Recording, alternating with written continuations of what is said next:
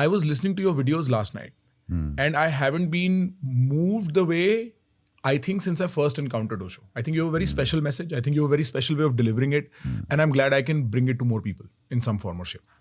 It's all blessing of Osho. My first question is, do you identify as a spiritual mystic?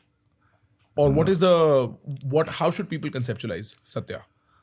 I call this process cosmic human, which includes spiritual and material. I don't make choices because life is not making choices about upper chakra or lower chakra. It's part of one spectrum, 7 colors, which is Krishna. Out of sun, which is Ram, one whole. So I think the problem is by making choices that spiritual or not spiritual. So point is that you deal with what is in front of you, not what you should be, what you can be, what is in front of, because that is the hukum, the will of life. This is the will of life, and this includes everything. Right. You make a choice, you are on Maya journey. You're lost. So as soon as I make a choice, I am no longer a cosmic human and I'm now entertaining Maya too hard. You are got into the Kali Yuga, the mind world of tomorrow, a linear movement of time. There is no time happening. There is only this happening. Like ocean, wave comes and you see wave comes and goes. You say, ek wave aaya, one wave came and one wave left. For you, that is the counting of time. But whereas if you look at it as the ocean, there's nothing coming and going. It's all one movement. Right. So experiencing life from that point of view is what state of cosmic human, or let's say enlightened state. That is what it appears. But for us, enlightenment is a duality with what we are now. Enlightenment is a different stage that we are in as opposed to where we are now. Right. It's a stage. Whereas this, you see, in Zen they say beyond enlightenment. Buddha कहते हैं when you have a thorn into your foot of, let's say, desires, you take another thorn, which is called meditation spiritual. You take it out, then you throw away both. Now you are with the life as it is. Not judging any energy, because life is not judging anything. We are judging. We are judging sexuality. We are judging emotions. People have depressions because they repress their anger. I tell you a very beautiful solution for depression. Make the person very, very angry. His depression will disappear because energy is crushed in. You make it explode, depression is gone. So that's the, till you see, you have to attack your problems not psychologically but energetically. Say more. Say more about that. For example, meditation which I prescribe to people, youngsters, and hundreds are getting benefit by it. They say, I have this problem, that I just start to do gibberish and shaking meditation. Shake your body. There's one guy in Indonesia, he cured people's cancer just by shaking 8 hours a day. Because you're activating your Shakti, which is blocked by the psychologies and the minds and pressures of life, you stop flowing. So he said, don't work on that psychologically, just shake your body. So first step you shake, that is Durga, the core energy, Kundalini, the first 2 chakras, you activate them. You will feel going mad. Then second step, Lakshmi, you express and dance. It's a Shakti, wisdom going on. Then third step, you sit absolutely still. Energy has risen and expressed. Now it will enter into the third. First is Ichha Shakti. Second is Kriya Shakti. And third, when you sit down, is the Jnana Shakti. You have to start from the root. You cannot have flowers out there. So this is the cycle within us. So when you approach problem, we try to approach it psychologically. Whole conditioning is counseling and this and that. You are not looking at from energy angle. Your energy is stagnant. It needs to move. Whatever you're feeling is a stink rising out of your stagnant water. Once it's become a river, your problem will disappear. Right. Because you need to flow. Right. Why you're suffering? Something stops you. You cannot flow anymore. Right? I understand. So exactly. Right. So energetically dealing with things, and energy dealing is much easy than psychologically trying to understand some truth and consciousness and all that. Dealing with your life through intellect, thoughts, problems and solutions is much more difficult than dealing with it through energy movement. Yes. And that energy movement happens, for instance, in your worldview, with me shaking first, then dancing, and then sitting down. And that creates this subtle flow of energy that allows my life to go on easier. Is that what I'm Yes, understanding? yes. What is the intent of your teaching? Like, are we trying to make... I'm coming from the school of thought where I have an inherent sense of disgust for anybody who says, I want to meditate for getting more focus. Because you've taken meditation, something as pure as meditation, and made it about your capitalist, greedy pursuits. Yes. Right? I will get good grades. I will... I've often spoken about Vipassana as something I've done. I met somebody who was there because they had an interview after that and they were preparing for it. And I said, you've taken something very cosmic and reduced it to something very atomic and very selfish. And I don't think the intended effect will happen at that point. So what is the intent of what you're teaching? Is it to make my life easier, or... It's to make you flower as you are designed by life. And what happens if I flower that way? Means all your potential you're carrying, your unexpressed energies will express. As a child, we are told to become like that, become an engineer, become this. But nobody is looking at a child, what potential he or she is carrying, and support that to grow. We didn't come here to get enlightened. Right. We came here to, by the design of life, to express the celebration, the creativity of life. And we are not allowed that, Yesterday we were talking that when you have no tension for a few days, you start to feel guilty. Agreed. Why am I so much having fun? Right. I should be stressed out. Right. About something. Then you feel justified to live the life. And opposite is that this is a celebration. Look at Shiva, Nataraj. He's dancing this. And we are making it an efficient work. So what they do is they take a dancing aspect of spirituality, which is pure celebration. No ulterior motive. You are just like to be here. That's what love is. I love to be with you. That's all. Not get married or go to bed. I just like to sit in your company. That's what essentially meditation is. I like to sit with this life.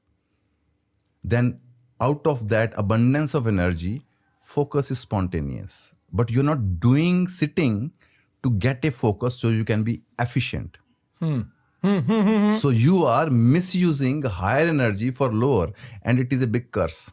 You will see all the great musicians, they have very disaster lives in the end because they start to sell the Saraswati. It is free. Sun is free, water is free, but we are selling what is coming abundantly out of us. So hence you cannot form a system which is a sharing system, because we want to... What is the basic criterion of any child in today's time? Whether you can make money, only then you are right person. Otherwise, you are not okay. Something is wrong with you. Something is wrong with you. You need correction. And this is what child keeps on thinking. I can't make money, hence I am useless. But whereas life's design is, each human being is its best creation. It's an experiment with new design. And it has to come to its flowering as it is. It doesn't mean you will become less efficient in material. Then you will bring prosperity there. But we are told to gather energies. Making money is what? People have billions, and some people on earth are dying hungry. So something has gone wrong. Sadhguru gave a very beautiful example that if we see a monkey in a jungle gathering bananas, we will study him, that what's wrong with him? Why is gathering bananas? Right. That's so interesting. We are not checking our human beings. Right. Billions of dollars, 100 billion, 200 billion. And there are people dying of hunger. People don't have enough to eat, to live. So this is imbalance. Imbalance has started because we became efficiency oriented. Whereas life is creativity and prosperity oriented. When you are creative, efficiency comes naturally. You see, a tree is not being efficient. It is being itself and giving out mangoes and apples. And hence, it makes prosperity happen. I see what you mean. Einstein came not out of efficiency with his inventions. He came out of his genius flowering. Right, sure. So if we have enough human beings functioning out of their natures, from the Swadharma, right, from their natural flow, will create much more prosperity. Right now, every genius is taken by corporate to use into their system. Into their Excel sheet filling machines. You think people are only inventing science today? There are people who are inventing, who have many, many great ideas around the world, and they have no takers because nobody gives those things value, which can bring prosperity. Right. So there should be separate funds for, you see, we are supporting sick humans, We're supporting poor humans, donations. What about donations about genius humans who need help to make Earth Sure. better? Right. That's not what I'm saying. Right. So we have to support a child's basic design, not what I think he should be.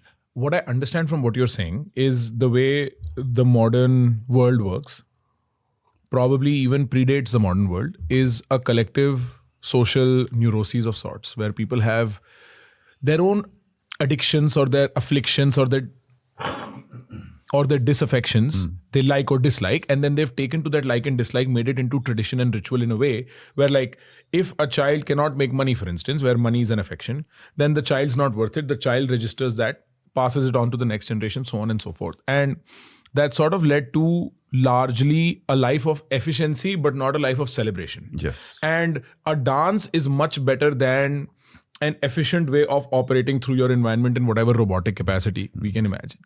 I also was very curious about your point where you said musicians will generally have a bad end because they start to sell the Saraswati. Is that to say that creativity must not be commercialized? You see, in olden times, for example, they were not going to sing because they will get money. For example, there is a story, that Akbar told Tansen that, that I haven't seen any better musician than you. And Tansen said, I am nothing. My guru, Haridas, is amazing. He said, bring him. But he said, he never comes and plays in courts. How I can hear him? He said, we'll go in the morning. Sometimes he wakes up in the morning and starts to play Veena. So they waited 2-3 days, and one day he played. And when they're coming back, Akbar is quiet. Tansen asked me, what do you think? He said, you were right. You are nothing.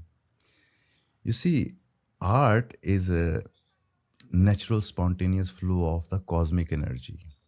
But on top of it is sitting our mind, which is trying to commercialize it. That is the sin.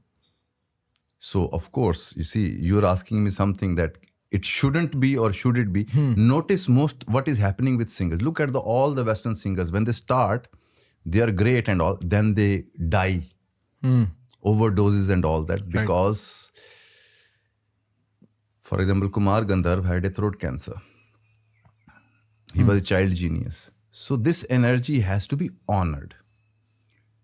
There should be systems which will support these kind of people to develop their art. Not they have to develop art to make money. Sure. That's because it's something divine. It should be for free. Right. It should be shared, Even when I make painting, if we need money, we say, you give donation for this painting. Right. Rather than a price for I set a price for it. Right. Because when you are doing anything for sale of it, you're no more doing it. You're doing it for the sale of it. For the sale of it. Right. And the whole point of spirituality, of love, of tantra, of art is when you're completely engrossed with the process. That engrossedness is bhakti, is meditation, is creativity. Right. Because dancing is not some efficiency to be paid for. Sure. Right. It's a celebration of your energy. Right. If you had to summarize your philosophy, what would it be? Or your idea? As many humans, as many philosophies you need for them. Right. Because each person will need a different approach towards life. So, does it have to do with a form of unique self-expression? Is that the end, right? And that has to be achieved through practices? That has to be, yes, you have to figure out, as I told you, that we have basically 3 expressions, like what they call Tripura Sundari, the Sri Lalita. One is body castle, second is the energy castle, third is the mind castle. So each person has some dominance, So working on all our 3 energies, but today's culture, we are working only with the mind and the memory. We do not have emotional intelligence, that my anger is not bad, my whatever I feel is not bad, it's an energy to be expressed. I'm not saying get angry at people. When anger is there, deal with it, express it, don't judge it. Because energy is creativity and prosperity. If it is stuck into your sexuality, if it is stuck into your emotionality, or if it's stuck into the mind fuck, you cannot be prosperous. you will be only stealing money, which today's business is. I do not do business to you to benefit you as a human. I want to get money out of you. And what I use? Fear and greed. Either give you greed or a fear. That's how I will make a business. But if my true intention is to benefit you because I'm feeling great, I have created this, I want you to have it. That is Lakshmi. It seems like the outcome can be the same, but the intent of it matters. That's something to the effect of what you're saying. Yes. Right? Like Yes. with what emotion? I came up with this idea myself in my own private musings. I called it the theory of ingredients. This is just privately for me. And what I meant was, what you give in order to get is what you will feel after you get. So if I walk the journey of, let's say, for common parallels, material success, if I walk the journey joyfully, after I have achieved, I also feel joy. But if I've stressed all the way to the top, then even after getting there, I will still continue to feel. So it's almost like if I give love to people, I will automatically receive. Yes. And in that way, it changed the way I looked at the process of it. Yeah. And so intent is important. That's what you're saying. Because the action itself is neutral. Intention. You see, for example, I take a hammer and break the rock. You can call it violent, but then I create a Om and Ram out of it. My intention is to give form, not to destroy a form. Violence is violence when you destroy just to destroy. But when Krishna cuts a head of a Shishupal, he's releasing him. He's not cutting his head to destroy him. He's stopping his karma flow so he can grow further. So when, if somebody is going to kill 10 of your friends and holding a gun and you have option to shoot him, now you will follow non-violence or you will use violence to protect 10 lives. Well, I think it's a very good example because one of the points at which I don't know how to make sense of spirituality is that you can say we are all one, we are the waves of an ocean and therefore an ocean. But if one wave is holding a knife to the other wave's throat, then there is no one. Then you are you and I am I. There is a separation immediately as soon as it's about the body, as soon as it's about health, Yes. right? So in that way, I think it's a brilliant example, but keep going. Tell me more. First thing what Arjun says in Gita and Krishna answers him. Right. Puri Gita finishes in the first chapter only, but Arjun doesn't get it. Right. He said that we keep on coming and we keep on going. We are always here. Nobody gets killed. Nobody kills. That's the point you should remember. Nobody gets killed and nobody kills. It's the process, A form is destroyed. Nothing is destroyed. It comes again. But we have made laws and we kill for our greed, etc., etc. That you break the law of energy.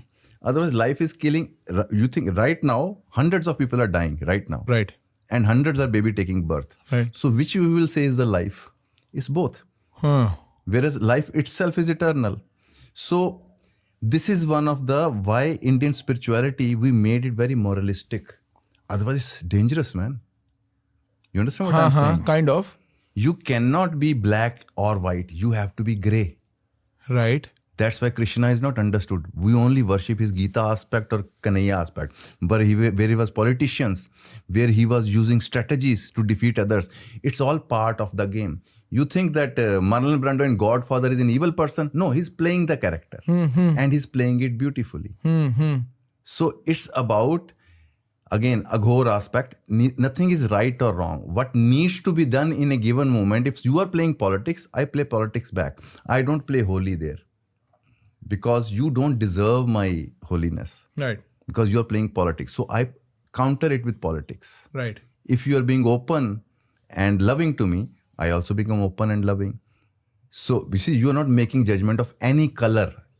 Fair. I understand. So I'm approaching life with a general lack of social morality. The way the world has colored things, I'm ignoring that and I'm engaging with it completely in this moment. And what that means is if you are being violent towards me, I cannot respond in non-violence, which I think is the error that Gandhian ethics made in this country. And Buddhism for that matter. It became a continuum where we said, listen, मारने दो, अब दूसरा गाल आगे कर दो, वो 6 गाल और ढूंढ के थप्पड़ मार देगा. And that's never a good solution.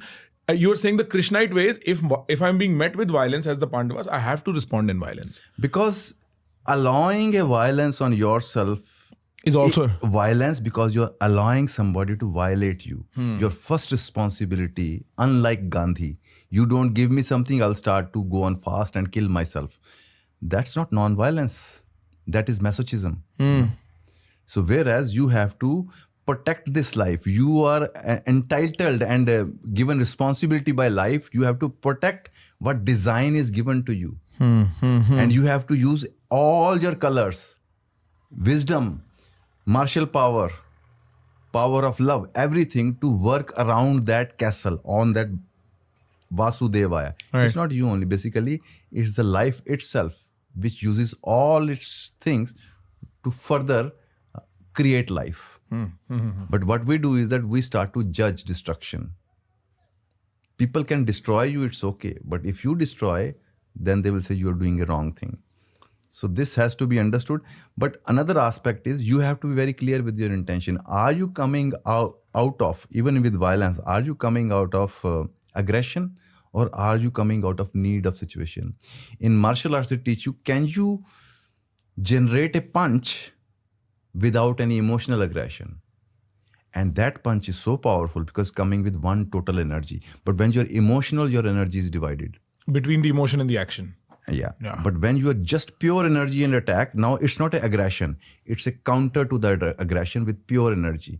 So you are not aggressive in the psychology, but in your action, you're deterring a violence. In Sikhism, they say nirbhav nirvair. Right. Abhi Sikhon ko dekh lo. They protected India.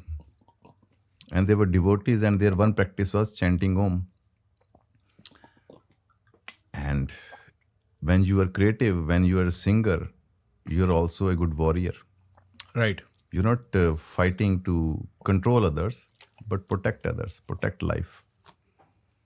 That is going to happen in future because people are going to become independent in their taking care, because morality is keeping people manipulated all the time.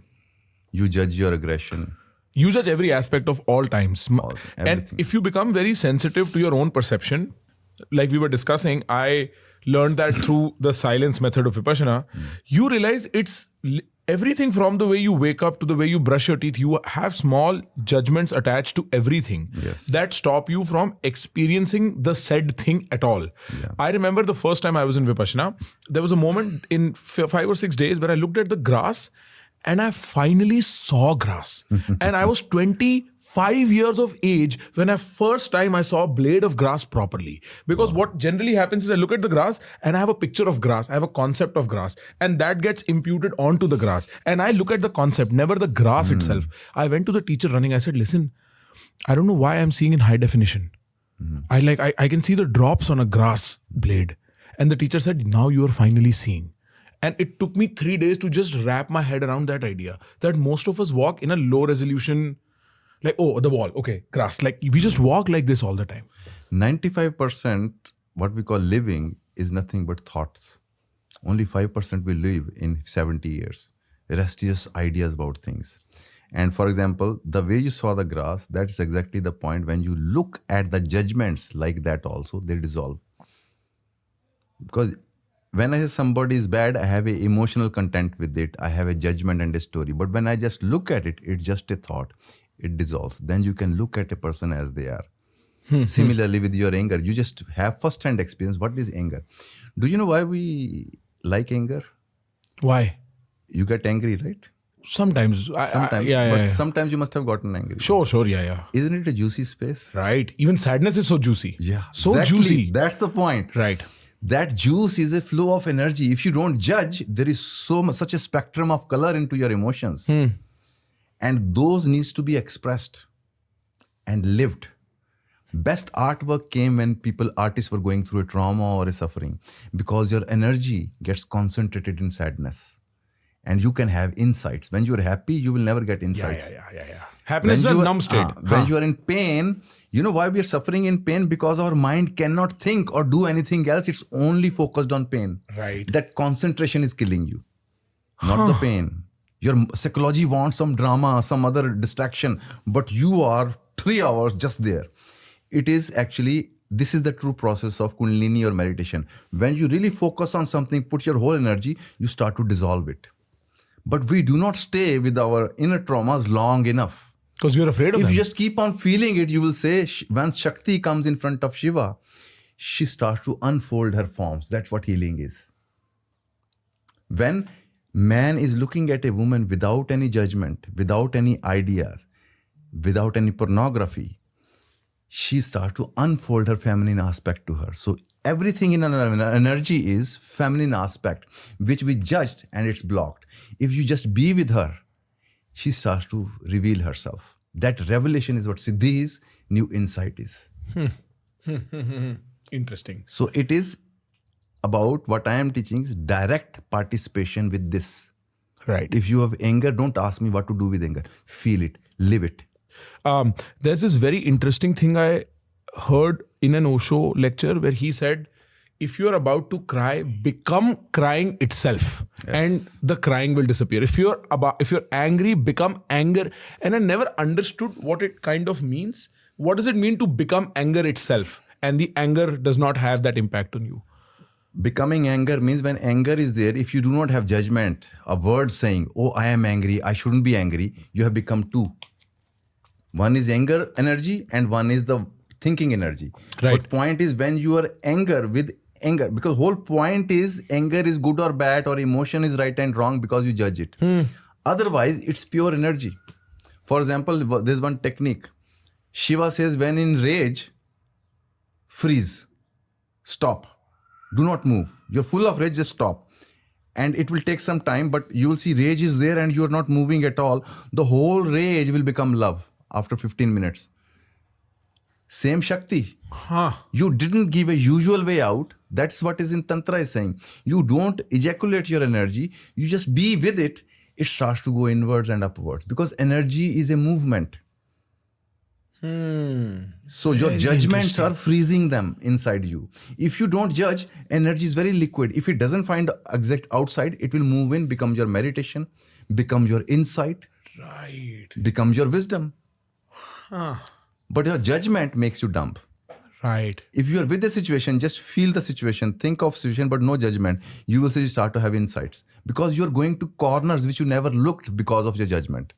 I say this is grass, I stop looking at it. When I look, I see insect is moving. There are other plantations also. There is so much details. People who are geniuses, they know details more than us. That's all. Right. So how to know detail? Be there, present, looking at every detail. Look at Krishnamurti says very beautiful technique, which is very easy to do. He said, go to a garden, look at everything in the garden. Each detail of the leaves, branches, insects moving. And then after half an hour, close your eyes. Now look at your mind like a garden. Thought aa raha hai, uska thought aaya, this thought came, that thought came. Suddenly you are separated. Now you're seeing mind as an instrument. Otherwise, when thought comes, you think it's me. And you attach yourself to it and ride it to the end. You act upon it, you push it away or something and it becomes more. This is true Vipassana. Just looking. Not choosing breath and then saying, oh, it's a negative feeling, I'll let it dissolve. No, you don't say anything. You see, second method, which is not practiced and talked a lot, it's a technique in Vigyan Bhairav Tantra, which says Krishna, like this is Krishna's method. Include everything. Means I am the body, I am the thought, I am the emotions.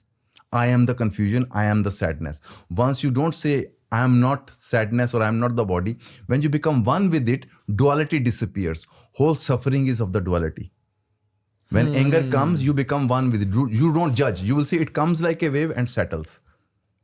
Right. You don't have to look for the person to release it on. Sure.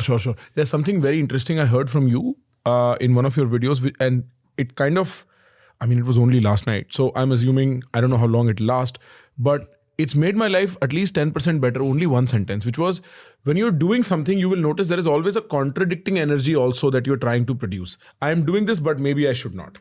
And then if you just drop the contradiction, then doing it becomes easier and your life becomes more blissful. Am I understanding this properly? Yes, you understood it perfectly. Right. And it's constantly happening. Should I say this, but I should not, right? Like, should I do this, but I should not? That is the secret, man. It's as simple as that. You become each action. When you're sitting, just sit. When you're drinking, just drink. Right. You will become cosmic movement.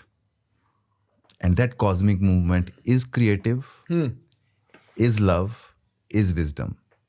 I learnt about you from a video that went very viral. I'm sure you know the one that I'm The very talking. first one. You are not looking at it. It's enjoying the show. we're not enjoying the show. If you say, I love this to this empty, vast cosmos, you think there will be no response? Really, people will use this logic to say the contrary, that there will be no response. But we never try, Till you don't stop complaining, it won't show you her face. You have to say, I am willing to see. It's a dare, man. Inviting life to interact with you directly. Be ready to go crazy, because socially you will be called crazy, because you could start talking on the way, on the road. People think you're imagining, but you're not. It's the true most conversation you're having with life. Because whatever you say, think, every particle of life vibrates. We are that impactful, and we don't know that. That's what bhakti is. I exist, Right. and I don't exist alone. Sure. I have a wisdom, I have a mind, I have a heart. That means I am the blueprint of something else. Otherwise, I cannot pop out of nothingness with heart and mind and everything. So there must be a totality, From which I've come. and you are connecting with it. But what happens when you say, I love you to the cosmos? Like, how does your life change? Because I feel, I'll give you a little more context on this. I was driving with a friend of mine and I was mentioning that I'm going to be speaking to you. And I played this video and they're non-Indian, so they understand English better, and they understood this. And I said, I don't know, it feels right, but I don't know how. That there is something to this idea of saying, I love you to the cosmos that would change the way my life operates. But I can't figure out what it is. So what is it? Like Krishna says in Gita somewhere, in the beginning 3-4 chapter, जो मुझे जैसा भजते हैं, उन्हें मैं वैसा ही प्रकट होता हूँ. Howsoever you perceive me, I'll appear to you like that. And this is also proved into this physics laboratories and all that. That the electrons, neutrons, whatever you call them, You're they talking about quantum. reflect whatsoever is in front of them. They start to become like that. If you say life is accidental, your life will become accidental. If you say life is beautiful, life will become beautiful for you. Because there is not one cosmos, there are 7 billion cosmoses going on. That is the creativity of life. So when you say, I love this, love reflects back. And that is the change which happens to you. Because you only receive life is an echo point, let's say. Right. You say asshole, you will say somebody saying asshole. You say beautiful and you say beautiful. So that's what it is, because it's you only. There's a martial arts. This guy took out the video because he said, I don't want to propagate it. It's a special method of non-violent martial arts. This guy goes to hit him with a stick. And this guy is completely non-resistant statting. When stick goes there to him and it strikes him. You understand? Echo. Agar कहते हैं कि if somebody is enlightened, you give them a gali and there's nobody there, now your gali will return like boomerang. Right. Comes back to you. So whatever you are vibrating out, it will reflect back to you. So we are vibrating worries and fears. We are creating them because you are a Brahma. You are a creator. Each thought is forming you. But if you say, I love you, you have given birth to yourself in a new cosmos where everything is loving you back. I still have some, You have to ask it more technically than I can answer you, because Sure. right now I can explain you as much I can explain. No. Depends on your question. Nah, okay. That's fine. No, I mean, what I'm saying is, I do understand this idea that if I hand generosity out, generosity will find me. Someone else will be further generous to me. It will almost be that I attract that kind of energy, right? Like, if I go out and I look for beauty will, or not even look for beauty, but appreciate the world for its beauty, more beauty will appear to me. It's almost like my eyes and my body and my mind are rewired to approach that system better. And so I almost felt like if I go out and saying that I love whatever is happening, more love will find me. Yes. And my life, probably the dominant emotion of my life is going to be love, as opposed to, for most people, it is stress or worry or something of that nature. Right? Have I understood this properly? Yes. Beautiful. Okay. Another thing I would like to add is that we never notice. Appreciation is the deepest point. Appreciation and gratitude. Look, your breath is going by itself. Your heart is beating by itself. Your food digests by itself. Sun is giving you energy and you feel not cared. something must be wrong with us. Once you feel this, first time you feel what mother is.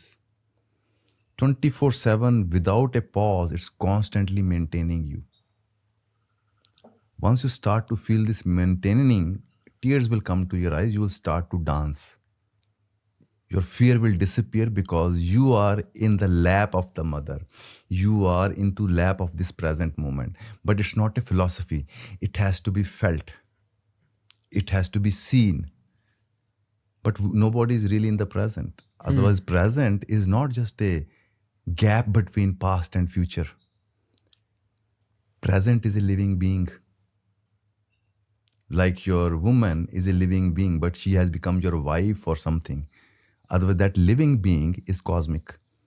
So once you're in the present, you start to feel this movement of energy, which we call love. The undivided flow of energy is love. Sure.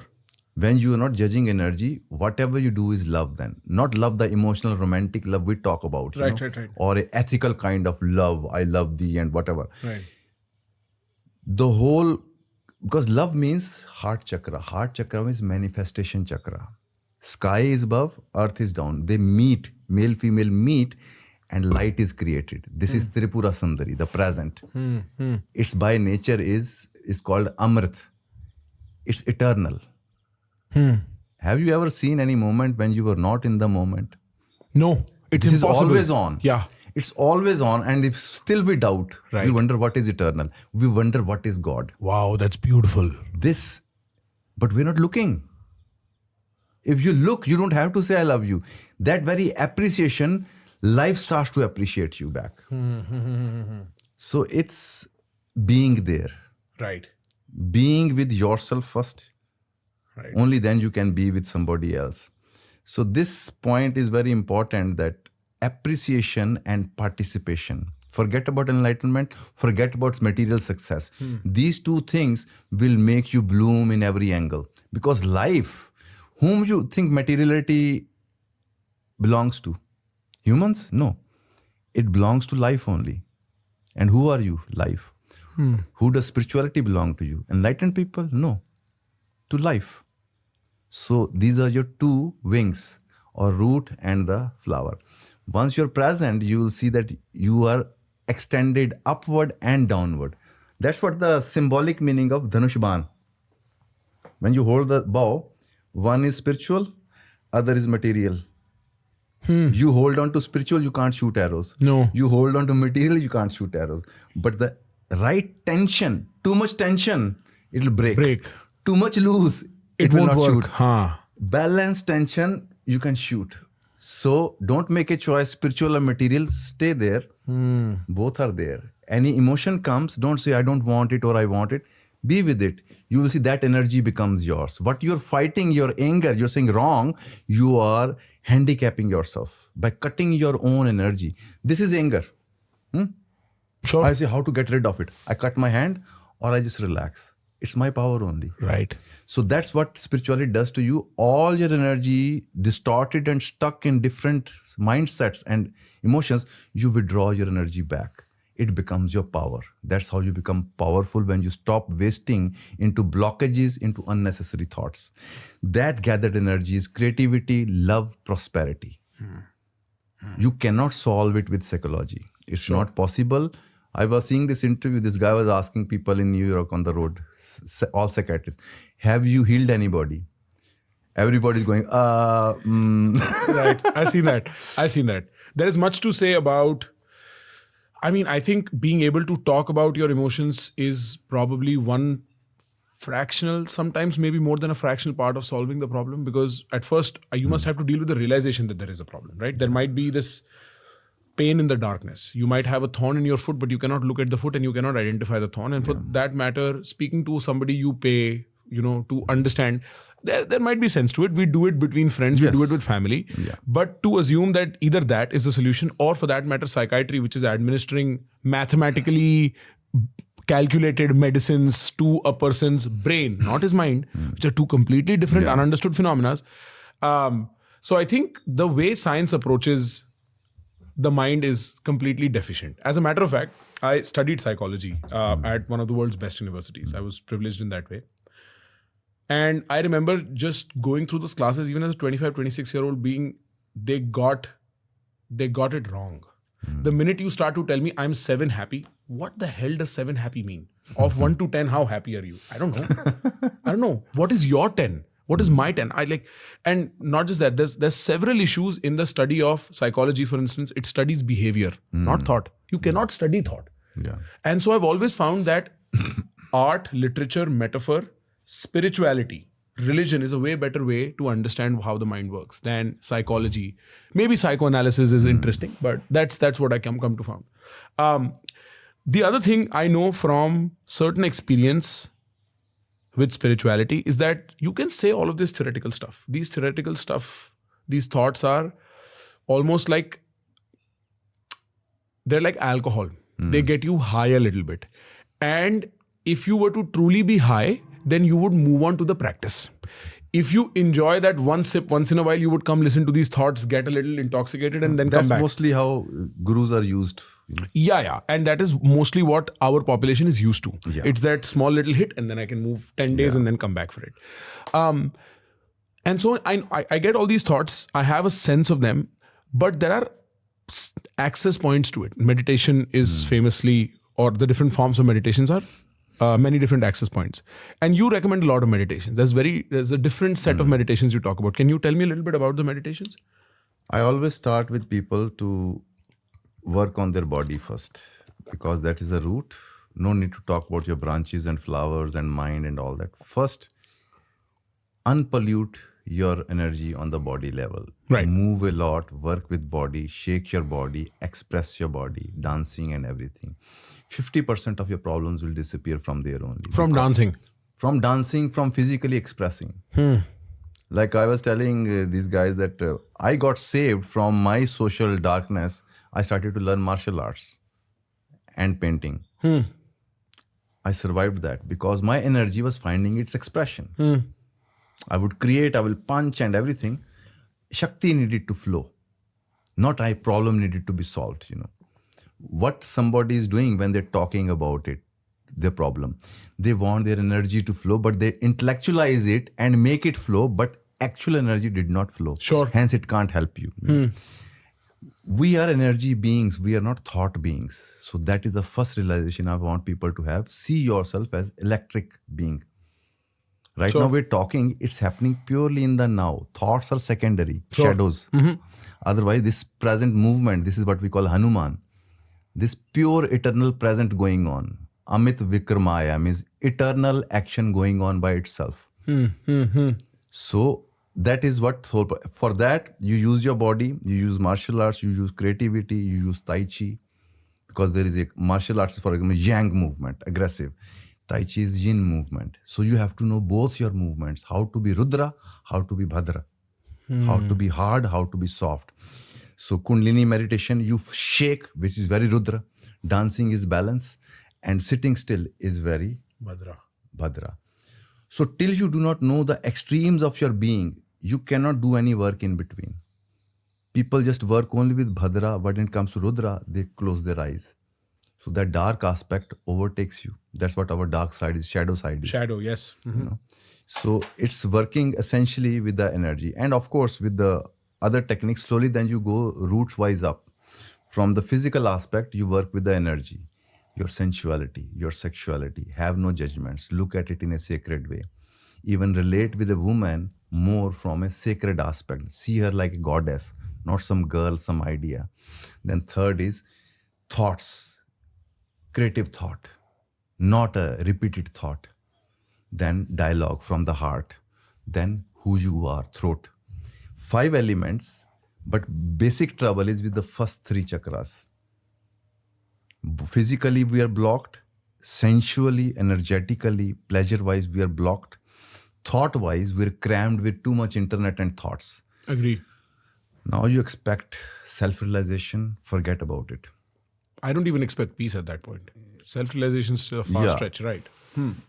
But we are not being practical, that you have to first oil your machinery. Right. You have to work with the body. And you start to get joy out of it. Then that joy is the point, not enlightenment, not liberation, that joy of movement. Why you think this is going on? You think it's some efficiency? It's the abundance and joy of energy which is forming mountain rocks, galaxies and galaxies are taking birth. And once you acknowledge that joy and bring that joy to your life, you become the Brahma. You are the Brahma, but it's not a concept. It's the way you move. That's why I was saying in Tai Chi, you move. We have 3 movements, in us. Any given moment, mental movement, this mind, I want to pick a cup, right? Then there's the emotional movement that I like something, I'm going for it, emotion. But at the same time, it's a cosmic movement also. Nothing is your personal movement. How to come from the mental movement to the cosmic movement in you? That is the Swadharma aspect. So that can be experienced from head, you shift to your navel center, the primal animal into you, and we judge that animal. Yeah. I think all of society is a moral superstructure to do away with that animal, right? Look at a child, no? Sure. He's touching, first 3 years is in bliss. He's just feeling from the navel. All enlightened people become navel centered. All the people in darkness are mind centered. Everything is a thought, a concept. But here in your belly, hara, which martial arts use, which is your intuition center, there you're connected with the cosmic database. You just know what is right thing to do. You don't need justification. Right. And that's the point of it. That's the juice of it. There is a point in my life where I was very anxious, as they said. Lot of worry, lot of stress, lot of thinking, lot of fear, all of these things happening. And I had a friend who said, Prakhar, she said something along the lines of, you don't act from your intuition or instinct or something of that nature. And in that moment, I was like, I don't even know how to access my intuition. Like, I know what you're saying. I have previously been able to do that. Now I think I'm somewhat regaining my intuition. But for a long enough period of time, I didn't know what my intuition or my instinct was. And I feel like you're coming at something similar about the navel. Am I like, Yes. Yeah. So what is happening there? Like, why am I not able to access my intuition, and what does that have to do with my navel? Repression of sensuality, sexuality disconnects you from intuition. And sexuality does go down at that time. At least the base act of sexuality. When you're that stressed and whatever, it's common knowledge. Because then that is the way to release it. When you're in stress, Right. your Shakti has no other way. So you want to release it, release the tension.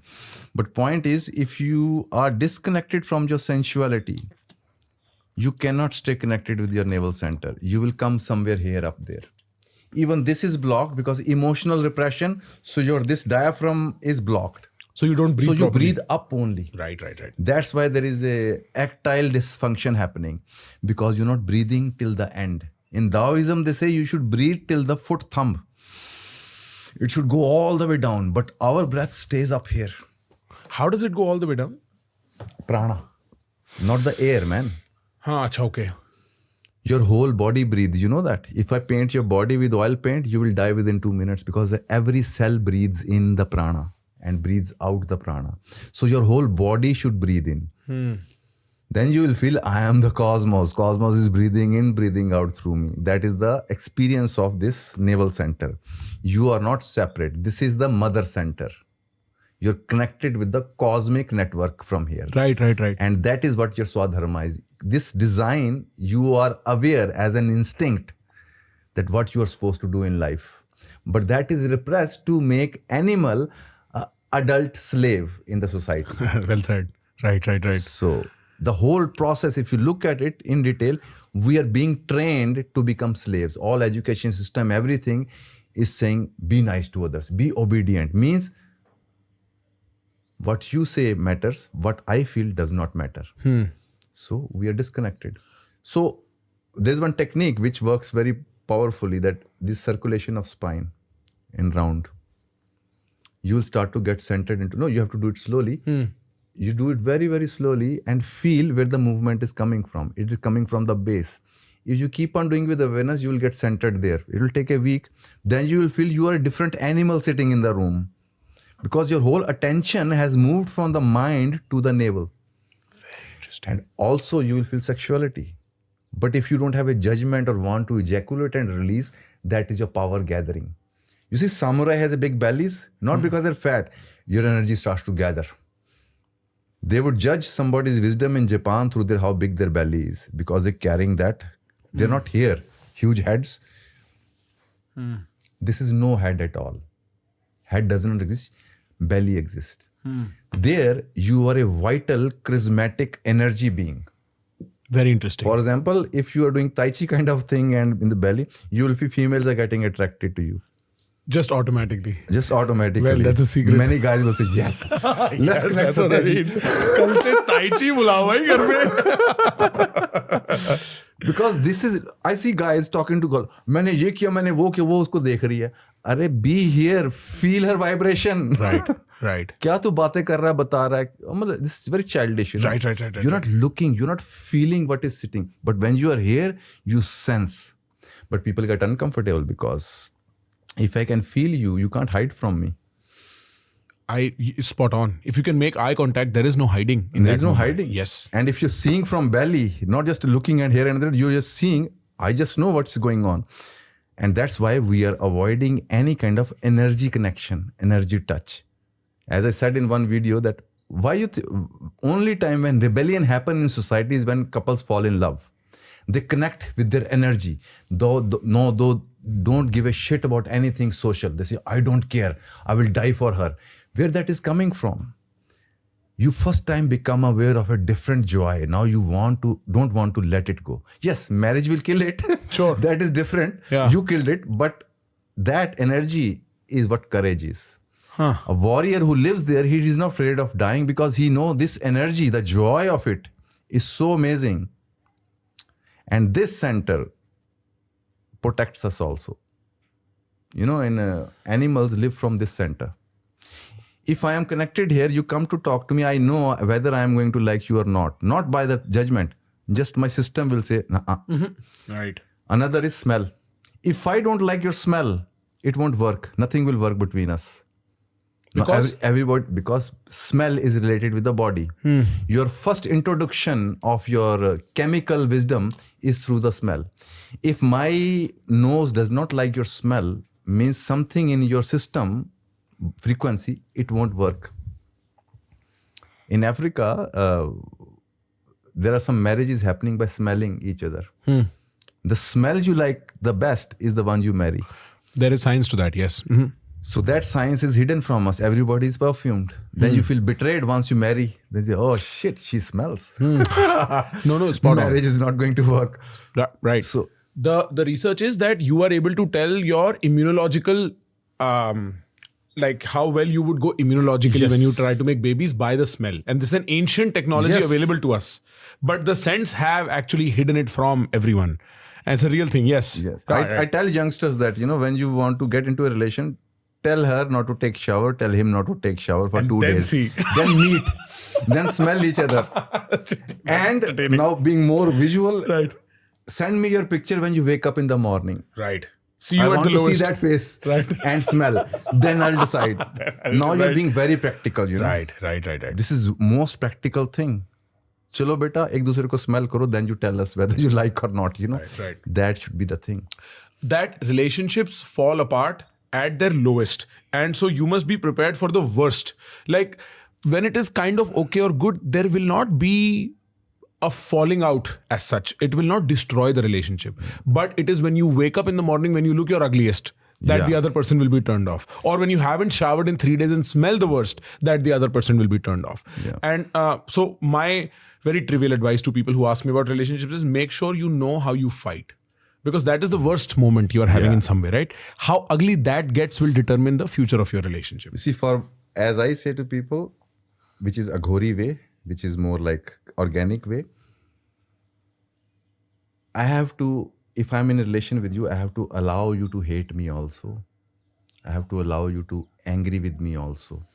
Because you are a whole rainbow of emotion. I welcome all aspects of you. Only then love will sustain and maintain. But we say, you can't get angry with me. You can't say this. You can't be irritated. Then I am being tamed into a nice guy all the time. If I can't get angry, my energy needs an expression. So other is available for that. and not judging it, I will feel more love because I can flow. Right. I remember once I had a big breakup fight with my girlfriend and we fought with each other and she slapped, I slapped and everything. I thought it was over. But that very evening we fell in love again because 2 years of garbage gathered, released into slapping each other and I'm not propagating slap. Yeah. Just talking about that. Right today, I don't feel like talking to you. Right. It doesn't mean relation is ending. I need to go away. This should be accepted and allowed. Because coming together means next clap will come when both hands are away. Right. So it should be breathe in, breathe out. Be Right. together, be away. Sometimes I don't like you, it's okay. But we start to doubt, why I'm not feeling love? Right. Is it ending? Right. So you see, energy expression. Same is about that in relations, that if I am attracted to a woman, that means I am a human animal which will attract other women also. I shouldn't be told, I'm not saying go and sleep.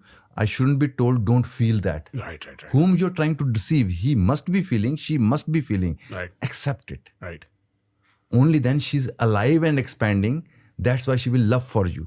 But if you ask her to shrink and open only with me, that's not possible. And therefore, nobility is possible. That I have all these females I am attracted to, but I reserve my intimacy for you. The choice of reserving my intimacy for you, that nobility, I think, comes from the base that, yes, there are options. There are many people.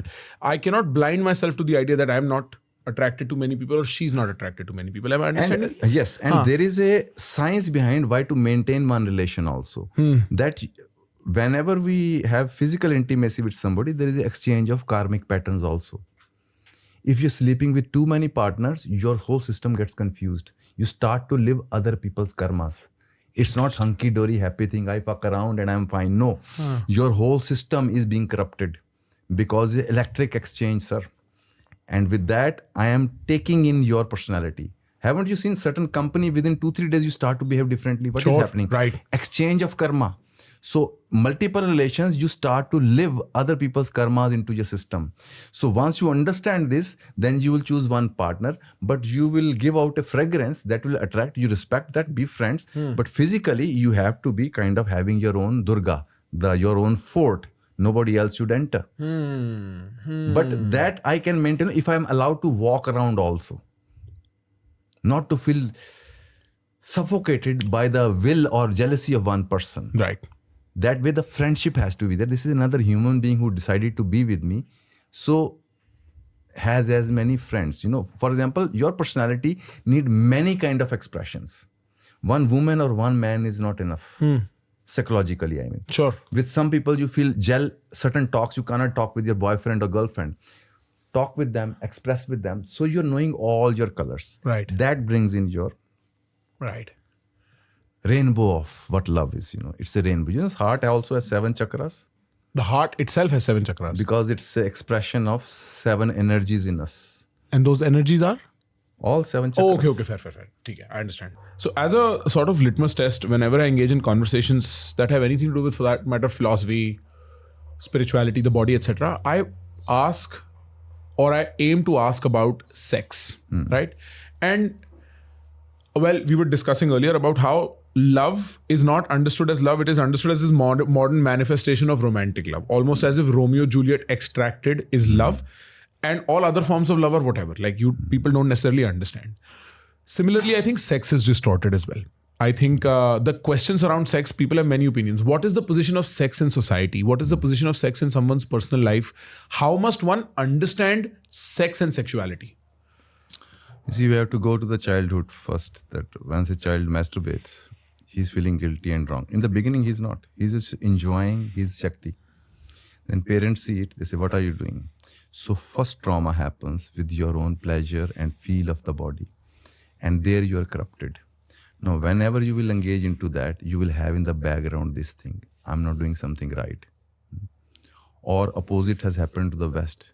From repression to they went to overindulgence. That is still a repression, expressed in overexpression.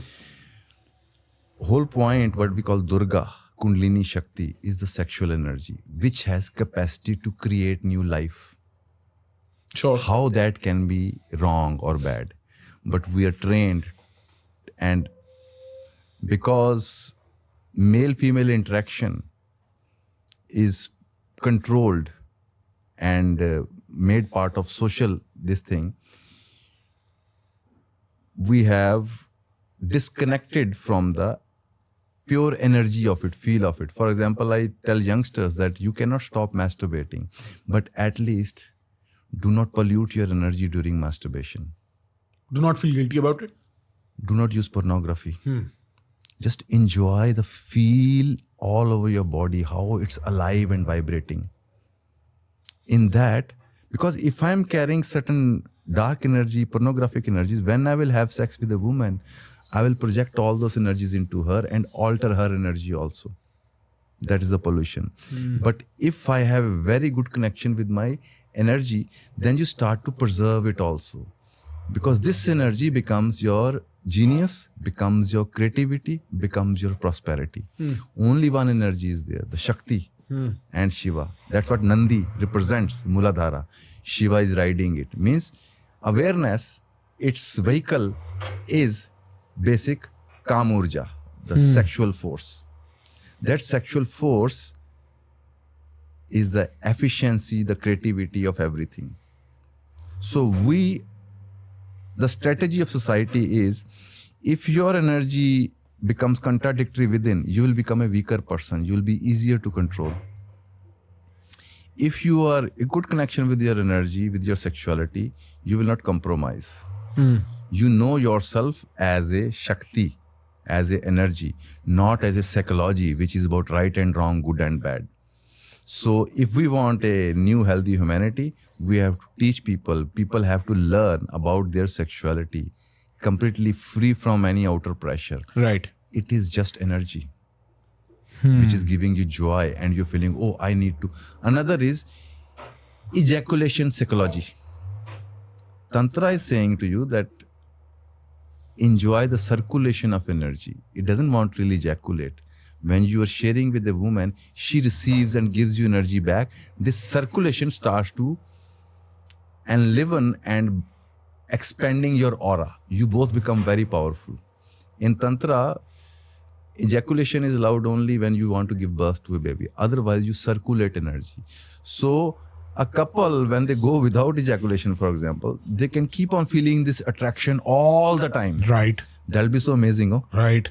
But how do you After stop? sex, like 2-3 days, you're saying, okay, don't show me your face. Right. Real. But this electric feel will make you very powerful. You know, there were couples in India 100,000 years back or something.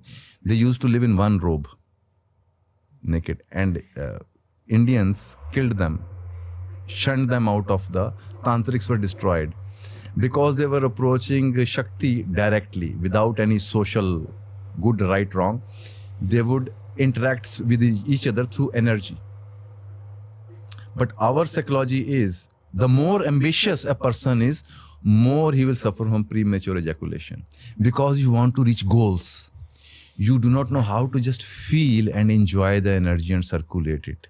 Same is with anger. Same is with anything. Any pain comes, you want to, oh, this is happening, that is happening.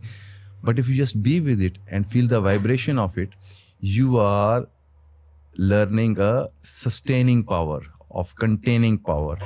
That containing power is what becomes your prosperity and intelligence. So essentially the basic flaw lies in our approach towards sexuality and our own body also. Right. So we see sexuality as this isolated act of animalistic sex, Yes. when in fact it is the combined energy of our body, and that is where the flow of energy sort of begins. It's the flow that allows us to create, which is what makes us so unique. And so first we need a reimagination of what sexual energy is and see it as that. On a personal front, if you are a man or a woman who is ejaculating, do not pollute with pornography, because that pollutes further down the line. Yes. Right? And how much sex should a person be having? Is there, how should one approach sex in their personal life? You see, if you look at sex, what is the essential drive? Essential drive is not the sex we know. It's longing to create. If you want to understand, I gave this example on my talk. If you want to understand what's male psychology, take a deep breath in and hold it. This longing to breathe out is the male sexuality. And female sexuality, breathe out and hold your breath. Longing to take in is the female sexuality. But what this circulation of energies, it has ability to create. So Osho said that if you want to really go beyond sexuality, you have to become super creative in your life. Because when I am having sex with a woman, it's not about the sensation and the idea of pornography. My energy is now creating, going to create a baby, but it's another thing, condom comes in between or whatever. Right. But otherwise, it's the drive essentially is to create. So if you understand, let's not call it sexuality, but creativity, then you will see dimensions open up. If you start to dance, if you create more, think of projects and expand your energy, your drive for sexuality, psychological sexuality will disappear. When body needs, like for example, Tantra technique says that, Shiva says, stay in the beginning. Don't go for orgasm, just keep on foreplaying with each other. After 1 hour, you will feel satisfied. But if you have psychology is not into how to release it, then your energy will circulate all over your body. You will be healthier and more vibrant. But what we do is we keep our energies on the Mooladhara. Our other chakras are not open. We are blocked, emotionally blocked. But once sexual energy starts to move inside you, it starts to circulate through your whole system. Many things will come up also. It's like a healing. So that circulation, because the whole river path is blocked. Psychologically, sensually, judgments. So you are kind of looking to release the stress.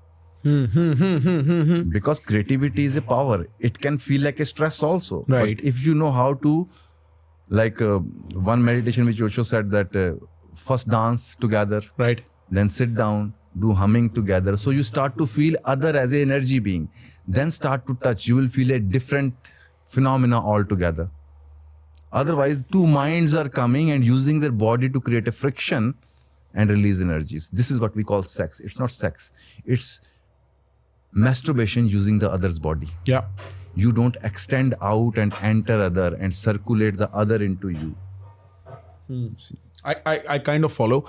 And if I were to access my sexual energy in this way, or for that matter, if I were to realize that energy and sexuality have so much to do with each other, your preferred way, like you'd mentioned earlier, was first starting with a little bit of shaking, then this free flow dancing. Is there a specific way to this shaking or dancing? The reason I'm asking this question is, let's say if somebody was to start today and they were to start with this meditation that you gave me, which is first shaking, then dancing.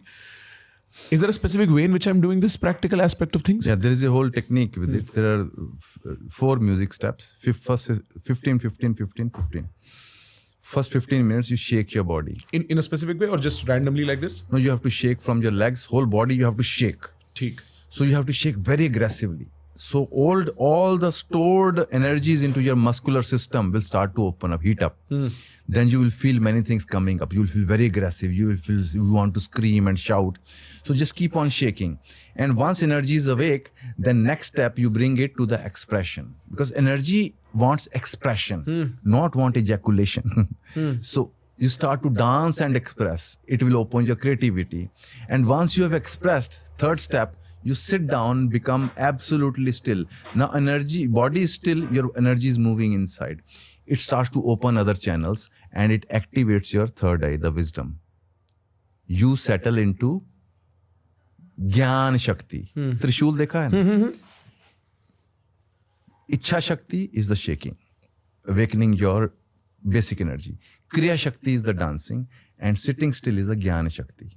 These 3, if you become fluid and flowing, it will take 1 month, 2 months, then you will notice your whole personality is changing. Yes, you have to watch out. You may become volatile with other people. Before you were nice and repressing, then you will not take any shit. Right. So that has to be considered. Right. It's okay to be an asshole when it's for your health. Right. Sure. Otherwise, you go home and bitch about person for months. You imagine I could have said that to them. Yeah, right. That mindfuck is much worse Right. than just saying, listen, I do not like this. Please do not say it. You will not feel angry. But usko kehne diya, You let him say, and then you go home and mindfuck about it for 2 months. Right. What is the Lesser point? evil is just Right. So this shaking will break the blockages of energy into your meridian system. That's what Ganesh mantra does. If you chant Ganesh mantra, it will open all your meridian points. That's why Ganesh mantra is used before any sadhana. First, your energy system has to be flowing smoothly. And I tell you, if you do all this, then you do Vipassana, you will see a very different, beautiful experience. Because in a deep way, Vipassana is also a bhakti. To be with this and let the beloved move, you just watch and listen. Isn't that bhakti? Isn't that being with somebody, just enjoying the company? But we're doing Vipassana, watching, going beyond Maya. We have made it an efficiency. Right. Otherwise, just be with and enjoy. That is bhakti. Right. I've also found, in fact, my understanding of love is consequential and unavoidable to silence. Yes. With enough silence, you are automatically filled with love. Yes. Like the experience of leaving Vipassana, or for that matter, talking for the first time after your tremendous, you are just filled with so much love for the cosmos. You know why was that? Why? Non-dual energy in you, which becomes love. Sure. When you're watching, slowly you're withdrawing from your judgments. Now you're pure energy. And by nature, pure energy is Lakshmi, the love. Is constantly expanding and expanding and expanding. That's why they said, I am infinite. Not some thought. Right. You actually feel you're plugged in everywhere. Right. But you have to be present and energy in a non-dual state. Undivided energy. We get divided by our thoughts. So essentially, this Kundalini process is to experience yourself as Shakti, Sure. as pure energy. And we have fears with that. Because there you will encounter your animal. I have actually heard, I want to come to Kundalini. I have actually heard a lot about this, which is to the effect that after my last Vipassana experience I was mentioning before, it was extremely loud. Like it was almost, I couldn't do it again for a while. I was like, I don't want to meditate. The sensations I felt on my body were overwhelming. I was telling you, fear of a magnitude where even with all the wisdom of being with the fear, I could not be with the fear. And once I got out and I had access to resources, at this point I hadn't looked into Kundalini, something came across me which was talking about Kundalini. And I started wondering if, and you know how they talk about Kundalini on the internet, it's almost a gimmick. Yeah. Your Kundalini, the serpent is rising, and if it rises before, you will lose your mind. And there's all this fear built around Kundalini. I think my feel was that the way people talk about Kundalini is almost like a comic book version of an encyclopedia, right? And so help me understand, what is Kundalini, and is it really the fear-based ecosystem around Kundalini? Is that true? You read so many accounts of people on Reddit and Twitter saying, boss, I lost my mind, I hear voices, I can travel through things, and that is because my Kundalini awoke before it was supposed to. Is that, what is this? You see, we have 3 layers of energy. Superficial layer, then emotional layer, then the cosmic layer within us. Right. You know? So what we call Kundalini is the dormant force in us, which is resting at the base of our spine. Right. So without Kundalini, you can't even lift your hand. So Kundalini is all there. So when we are doing shaking, so there are 2 types of methods. One is yogic method, where you use specific breathing and specific techniques to make your energy go up. There you need a guru and right techniques. Otherwise it can go wrong. It can go wrong. Yes. Huh. But what I am prescribing, what I am sharing is, it's a spontaneous way of Kundalini. You first activate your energy, because yogi is not going to express and dance. So he has to know the right techniques, right methods, right mantras to keep on channeling it rightly. If you make a little mistake, it will burn you. Because you have played with the nature. You see, all yogic methods are unnatural, by the way. They're not spontaneous. You're forcing something to come up. Right. You are Now- using sounds for vibrations, and that Yeah. vibrations are producing. Right. But you can still use the vibrations, but without making any business with life. You understand what I'm saying? If I'm saying, if I do this, then I'll get this powers. Right. Now you are in a wrong state of mind. There, life will do a deal with you also. It will, if you make a mistake, Life will cut you out. it will cancel you out. Right. You will not get any loan anymore. Right. But when you are doing just to participate with life, that's what I am sharing. Shaking means your intention is to remove the blockages from your Shakti. When Shakti starts to move, you give it an expression. So this is like tasting that Kundalini drop by drop. It slowly starts to activate all your chakras in a spontaneous way. Each chakra, whatever it is supposed to live, you give it an expression. But yogi is avoiding first 2. Then with this also, everything is attachment and thoughts are problem. So of course, that is fine. You go through that. This is fire method. Fire means dropping everything unuseful and becoming pure. Other is the water method, which is Taoism, Tai Chi, and Tantra, where you are containing your water and water starts to rise, opens your chakras. It's more spontaneous way. You're not forcing, but you are gathering. In that gathering, so with shaking, you first release the blockages. Energy starts to flow, you give it an expression. So your system becomes smooth. Then after that, now you are qualified to do meditations. Now when you will sit for meditation, energy will spontaneously move to the third eye, to whichever chakra you doing meditation with. It starts to flow through that. That flow is like a Sahaj kind of, Sahaj Yoga, Right. Effortless. For example, Taoism does not work on Kundalini, but they say don't resist thing. When you don't resist thing, your energy starts to gather. You are losing energy only by fighting with things. Gussa aaya, why there is anger? Why there is this? Why there is thought? If thought is there, you don't say anything. It's okay. So you're conserving. That conserved energy starts to open up and starts to rise higher. And you will not have a problem with that because you're not pushing, you're not putting it on fire with some LSD, with some ayahuasca, or with some pranayam techniques and focusing on third eye without having any roots. You will go crazy. What you are giving out to me is your energy flowing out through me, to you. But if you really focus, then it will start to activate your Kundalini also. So shaking will activate that energy. Dancing will give it form. Yeah, that is Durga, shaking. Dancing is Lakshmi, expression. Expression. And is there a specific way I'm dancing? No. Allow the body. You have to give permission to Shakti to flow, not to control your woman, how she wants to make forms. This will multiply your wisdom. Because what is idiot is, his wisdom moves only in few channels. What is genius is, goes everywhere. Try this with your body. Allow your body to make forms for 1 month. You're thinking, you're breaking boxes. Right. Breaking out of boxes into your head. Because you are doing different movements through the body. It's the mother center. Whatever you do with this, it will change your psychology also. I have a friend, a very close friend actually, very spiritually inclined in certain ways. And he had a moment, I think about 3 or 4 years ago, he mentions there was this one moment he was dancing and suddenly he either decided to or it spontaneously, he lost control of his body.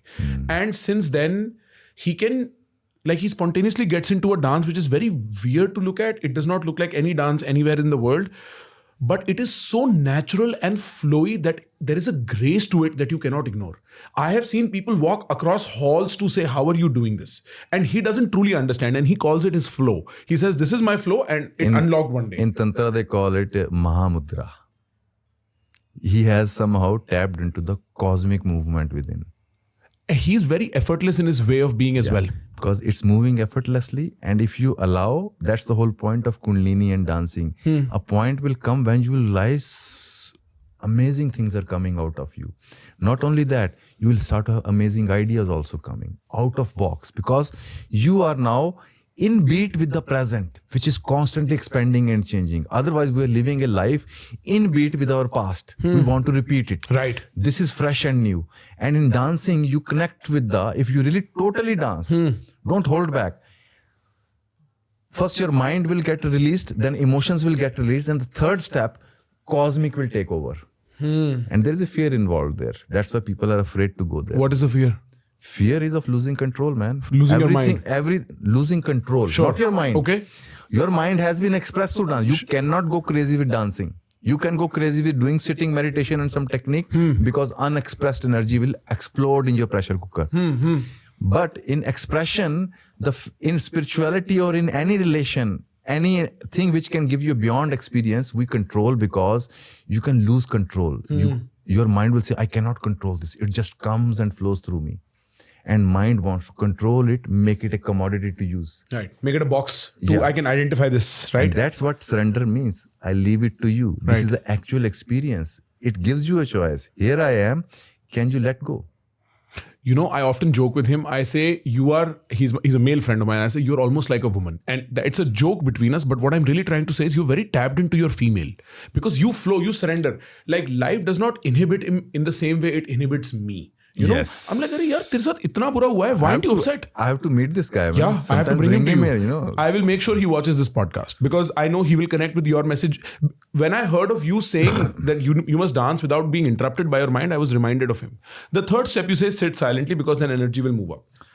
Don't move at all because this is creating a blank page of the body. Because you see, we are always moving, always doing something. Right. So your Shakti is always extrovert engaged. But when you become absolute still like a rock, now energy has nowhere to go. It starts to move in and open other channels. You have activated, danced. Now it will go into deeper channels. So it is like kind of going into your roots inside, and it will activate your wisdom aspect, your heart aspect. And then I lay down You lie down. for 15 minutes. You bring it to the back neutral, because if you keep it here and get up and walk, then this energy will be in imbalance.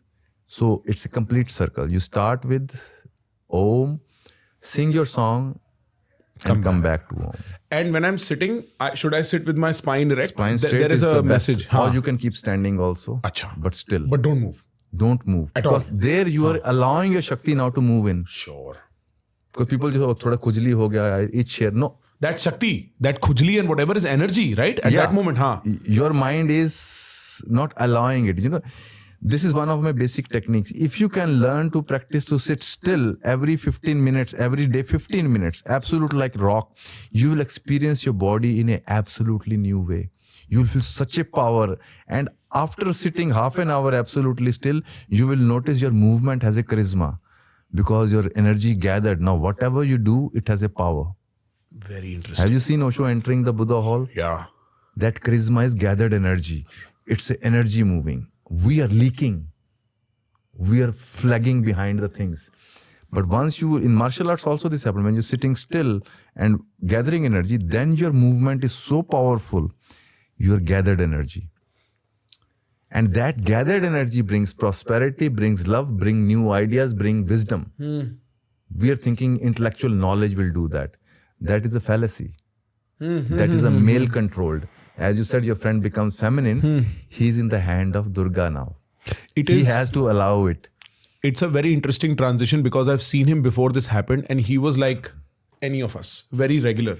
After that, everything from the way he keeps his hair to the way he dresses to the way he behaves completely changed into a very feminine domain, right? He's blessed, man. He's blessed. In some ways, I've always thought so. You see, spiritual, you cannot categorize, you see. कि किताबों में ऐसा लिखा है. It is always unique to each individual.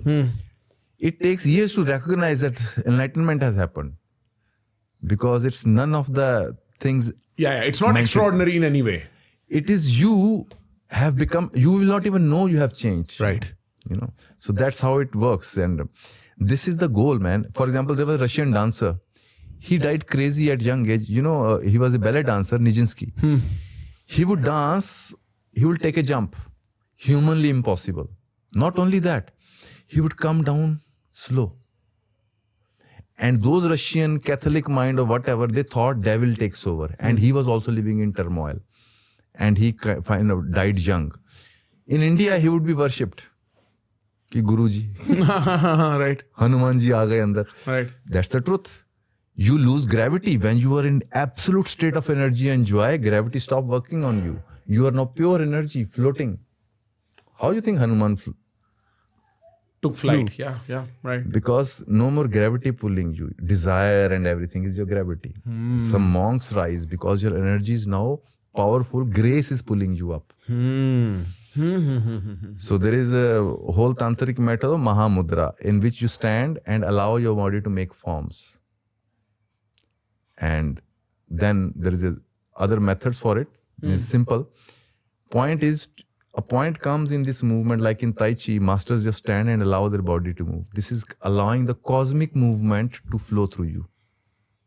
We always translate the cosmic energy into emotional or mental energy.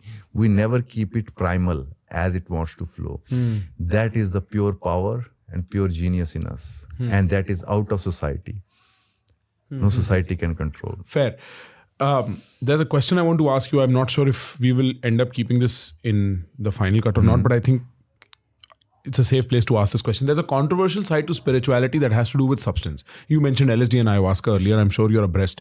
What do you have to say about the Richard Alpert method, which he later became Ramdas? He later found meditation and such. But before that, he was experimenting with LSD in the 70s, right? A lot of people speak about mushrooms and that becoming an access point into realizing the non-dual. What is your opinion on this kind of stuff?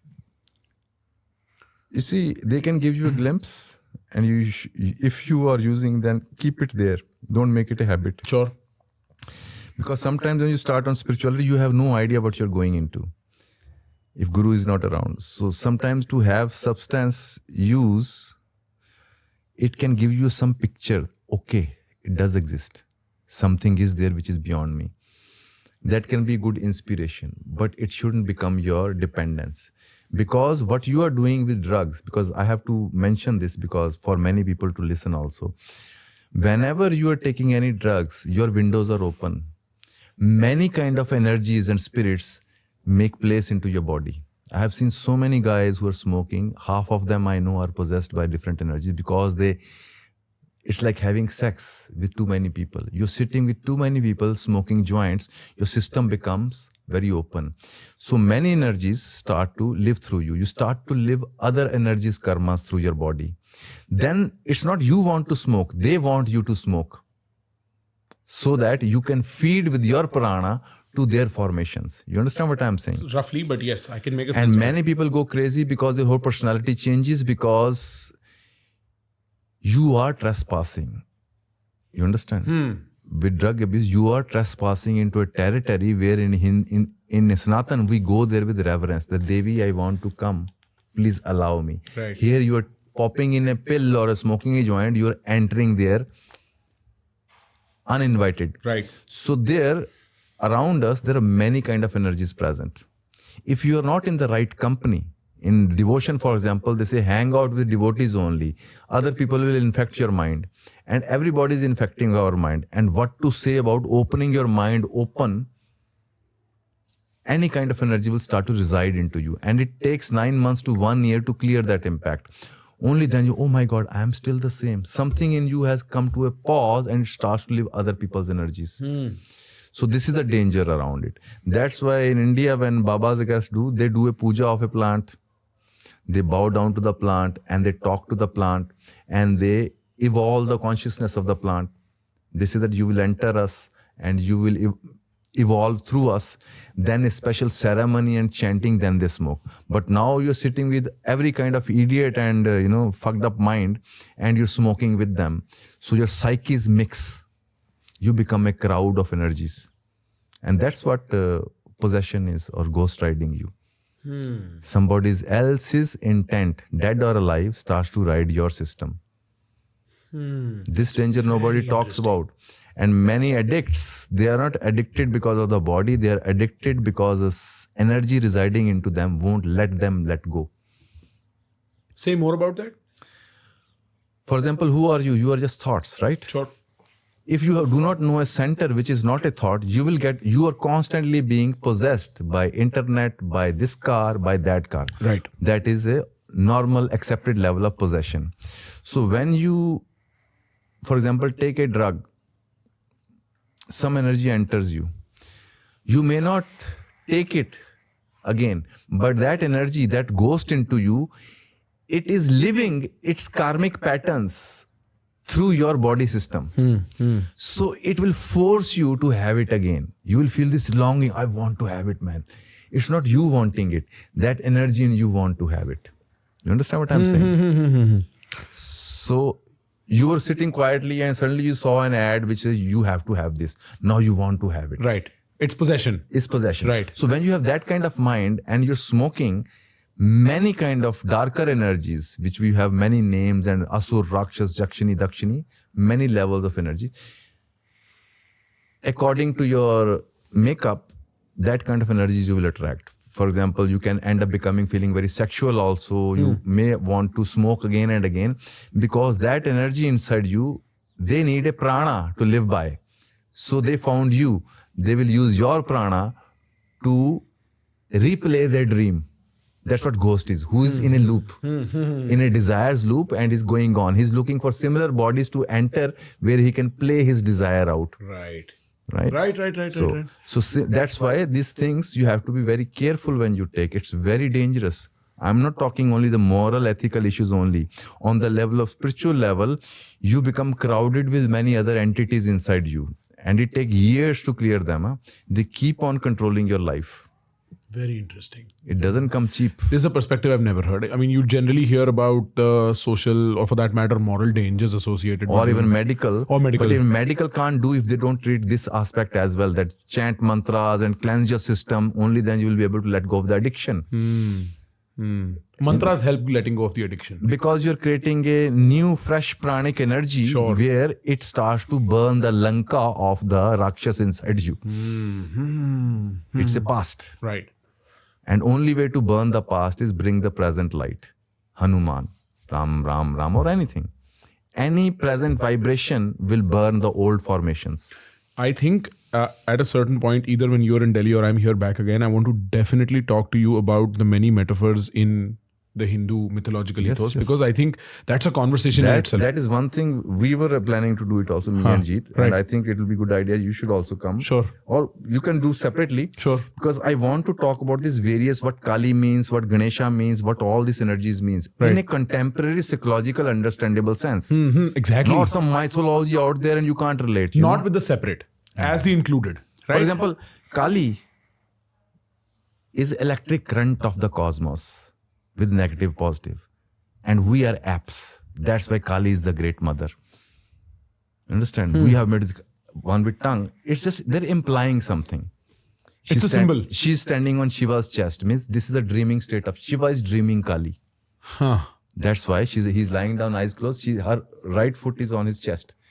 That's the dream world.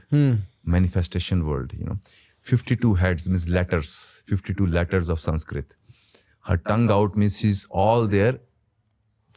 It represents the second chakra, for example. So it's pure sensuality. When you're feeling sensual or sexual, you're experiencing your electric being. You're experiencing the Kali. Interesting. So more you go into Kali, you're entering, forgetting the computer and the fridge, you're entering that which is running the system. And once you get there, you are into a master code of the cosmos. That's what Ramakrishna was. He said to somebody, which I mentioned in previous interview, that he said that I love Krishna. And Ramakrishna, he said, yes, Kali took that form once.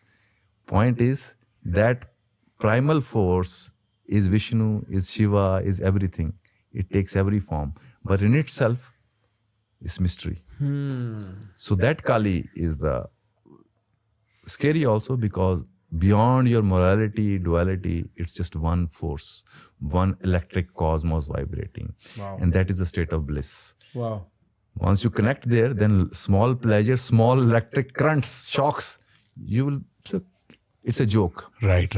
What is each addiction? Little electric shock. Right. मजा आ गया. उसके लिए हम जिंदगी और जहाँ पे हर समय चल रहा है आपके अंदर. So that's the point. That's why spirituality frees you. Not the typical spirituality, connecting with the live electric current of life right now.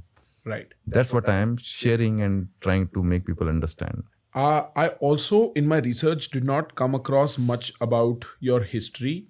And I'm curious, what did you read or what did you experience that got you here? Because even if we look at just the symbolic interpretation of all these mythological sort of beings, I don't know any book that will tell me that Kali is this ever-flowing cosmic current. You are saying it. Is that thought original? Did you read it? Did you discover it? What happened? It's all there. If you're artistic enough and scientific enough and have been around in life enough. When I came to Rishikesh, I didn't have much idea about all this. But when I started to meditate here, insights started to happen here. Gangaji, on the side of Gangaji, when you meditate, really consistently, and doing some process, you'll start to have insights. Because common sense, man. What I am saying is not at all mythology, it's common sense. So, all coded knowledge is there in mantras, in mythologies, but we do not know how to translate them into the psychological sense. Agreed. Ganesha, gum. The root of the tongue is touching when you say gum. Right. Hence is related with Muladhara. Ra is connected with the solar plexus. Ra is tip of the tongue. It's a fire. Ra. Ga, earth. Kali, total. Ka, E, seventh chakra. So this you have to have kind of... Very interesting. Because these are also kind of secrets also. Once you know this, then you know that, for example, Hanuman is the prana. Your breath is the Hanuman. If you drop all the mythology and stories, monkey god and all that, why present is Ramdut? This movement is saying there is a Ram. That's why we are moving. That's what Ramdut is. Essentially, Hanuman and Ram are not two separate things. The movement of Ram is Hanuman. So this is Ram moving as Satya, as Prakhar. Right. That means the Hanuman. Very interesting. I think this deserves a more detailed conversation. Yes, but definitely. again, this insight you're saying happened because you sat next to the Ganga and meditated? But of course, I had a history then. I was with Osho also. I studied a lot of philosophies, art, sciences. Then once you are into right kind of environment, all information starts to first look like chaos. Then they start to become a mandala around you. Then you see, okay, it's all connected. Om, first sound. Out of that, for example, if you do Om, you will become more like a monk because there is no tongue engaged. So when you say Ram, it's the Vaishnav mantra. Means earth and the sky. Om has no tongue, no energy. So you will become more Viragi. But with Ram, you will stay in the middle. So out of these two movements came all the mantras. What does it mean? Ra is the minimal movement of first union.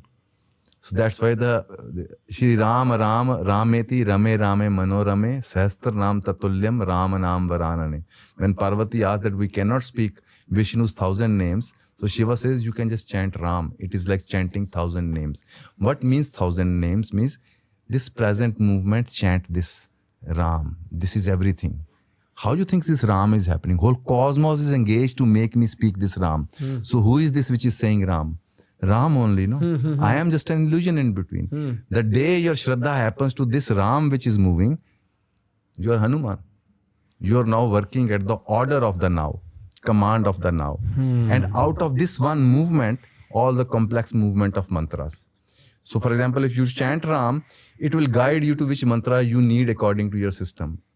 You will just come across it. That's so interesting. Because this is Guru working with you now. The Guru. The capital T, capital G Guru. The Guru, which is running the cosmos. It knows exactly what you need. But you have to tune with the now's music. It comes like a song, not a logic. It comes in poetry. Not even poetry. It comes as a dhun. A melody comes. You just somehow want to flow there. And that's why my singing helped. I learned classical, I learned painting, martial arts. I studied various Sastranam, Stotrams. Then each word, you see why they are saying this. Then you think about it. Acha. Then you understand other things. For example, this is wisdom mudra. Water, fire is the experience. Water is where the outside frequencies enter your blood. This is the wisdom mudra. Means no intellect. Direct experiencing is wisdom. Right. So this is the clues are there. And so this, and you don't find, okay, tell me how you conceptualize Ganga for that matter in this case, because one could say this is no longer the Ganga of several hundred years ago, even several 10 years ago. The modern situation of Rishikesh is not that auspicious history that we thought it was, right? Does that not, like, is the present reality not an interference in the insight that arrives from meditating next to the Ganga? For example, no vibration dies in the cosmos. Everything continues. So maybe this Ganga Ji, it may be its frequency you can't feel because of the crowd, because of the rituals. But why Ganga is powerful? Millions of people became enlightened on its banks. They did meditations and practices. So the whole Gangaji banks from Himalaya till down is charged.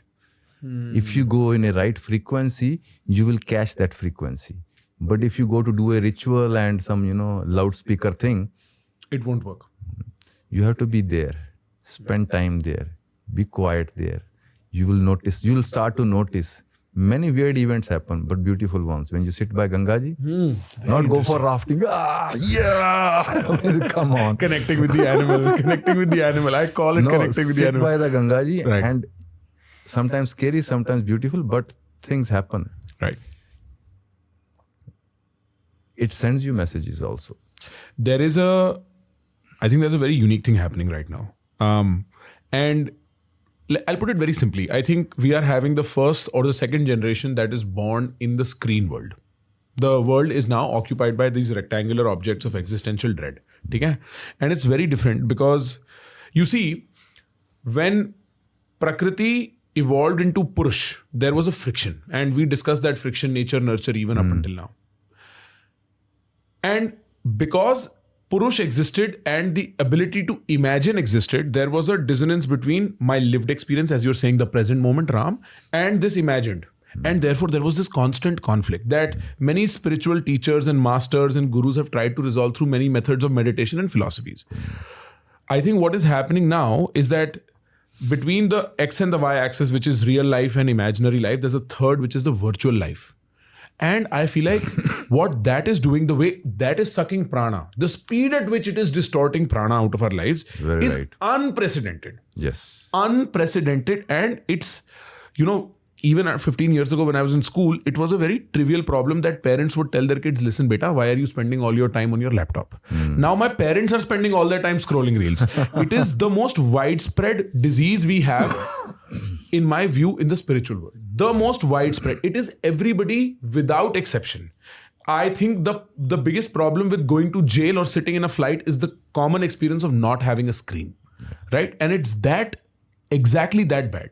And so I was just discussing also that we are introducing a Z-axis that is complicating everything by a factor of 3, not by a multiple of 3. And in that, I don't know what it looks like. Now that I contemplate having kids, now that my siblings are having kids, the number one concern is how do we deal with this screen epidemic?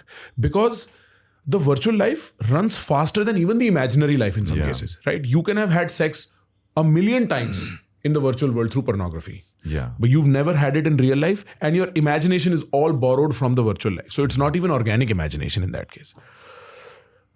And so I wonder, how does one think about this? It is, worst of all addictions is one addiction which is very rarely talked about, is addiction of thought. Because when there is a thought, you exist as a thinker. When there is no thought, no story, no drama, you don't exist. Krishnamurti said, thinker is the thought. There are two separate phenomena. So when I'm looking at a video on YouTube or anything, I am existing because of the drama, the one who is enjoying. But when you put it off, you stop to exist. Right. And that is scary. Till you are not used to not exist, just be quiet, and different kind of presence exists. That is one thing. And I think the big blow which is going to come, this is my creative imagination of Kalki, it will shut down the computers. Imagine what a swadhyaya will happen then. Self-examination people will go through. Suddenly you have nothing to project your mind on. Right. And you're left with yourself. Right.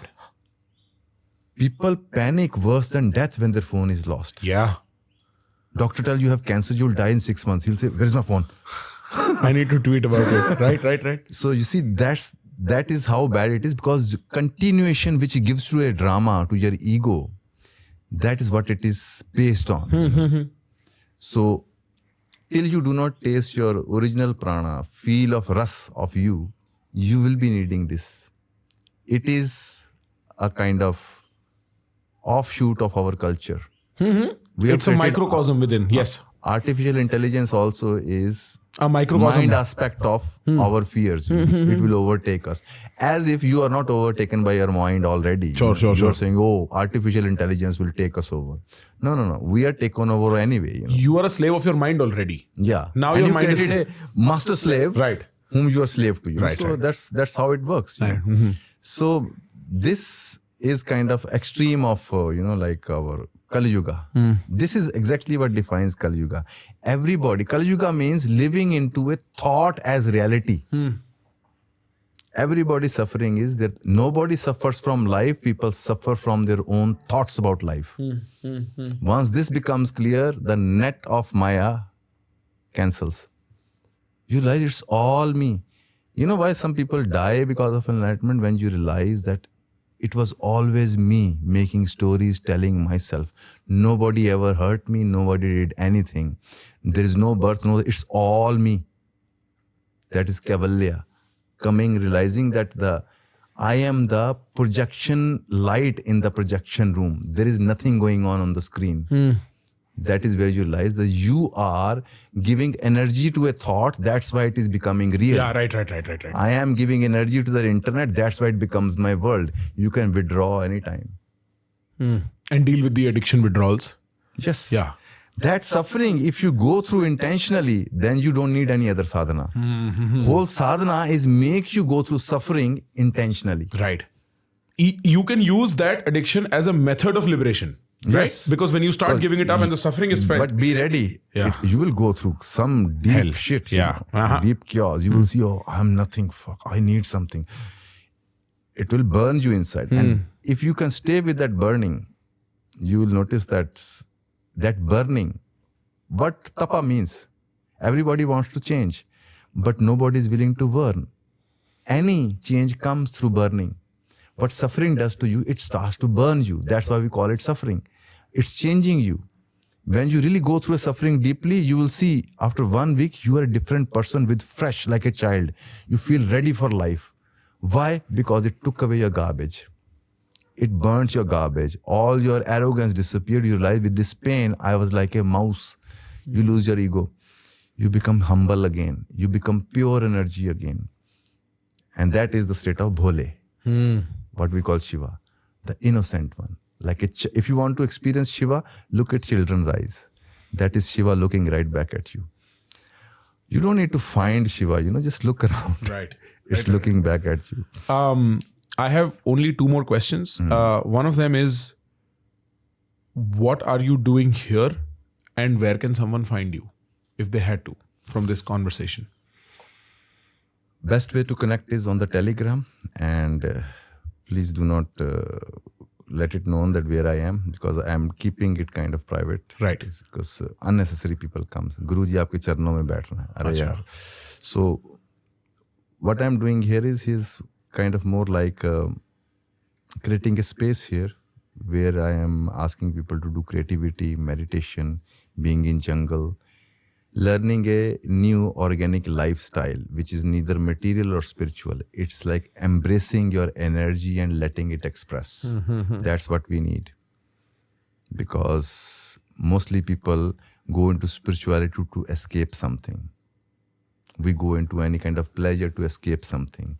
Here it is more about becoming creative and more participating with life. It's a mixture of devotion in a contemporary sense, not in a traditional Hare Rama, Hare Krishna, like brand kind of bhakti. No.